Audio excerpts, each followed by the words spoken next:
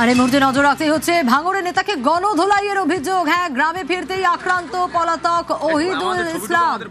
Vote ঘোষণার পরই বামুনিয়ায় বিস্ফোরণ, মৃত্যু। ঠিক কি ঘটেছে আরো ডিটেল আপডেট নেব কল্যাণের কাছ থেকে। কল্যাণ, জানিয়ে রাখি, ভাঙড়ের বামুনিয়া এলাকায় একটি বিস্ফোরণের ঘটনা ঘটেছিল। বোমা বাঁধতে গিয়ে সেই বিস্ফোরণ, সেখান থেকেই একজনের মৃত্যু হয় বলে খবর পাওয়া যায়। সেই ঘটনার পর থেকে কিন্তু এনআইএ তদন্তভার নিয়েছিল। এনআইএ তদন্তভার নেওয়ার পর এক অ্যাম্বুলেন্স চালককে গ্রেপ্তার করে এবং তারপর কিন্তু আরো দুজনকে গ্রেপ্তার করে। সেই ঘটনা তদন্ত চালাচ্ছিল এনআইএ। তবে এরই মধ্যে যে খবর, যে এই যে তদন্ত চলাকালীন যে মাস্টার মাইন্ড হিসেবে যাকে ধরা হচ্ছিল তৃণমূল নেতা ওহিদুল ইসলাম, সেই ওহিদুল ইসলাম কিন্তু পলাতক ছিল সেই ঘটনার পর থেকেই।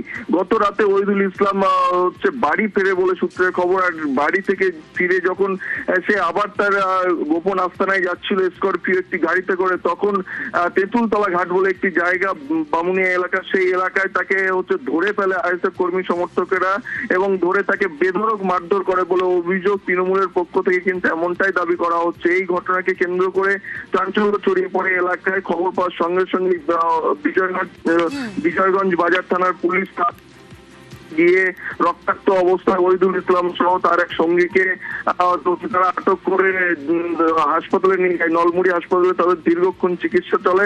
তবে ইতিমধ্যেই প্রাথমিক ট্রিটমেন্টের পর ওহিদুল ইসলামকে পুলিশি হেফাজতে নিয়ে জিজ্ঞাসাবাদ শুরু করেছে। বেশ।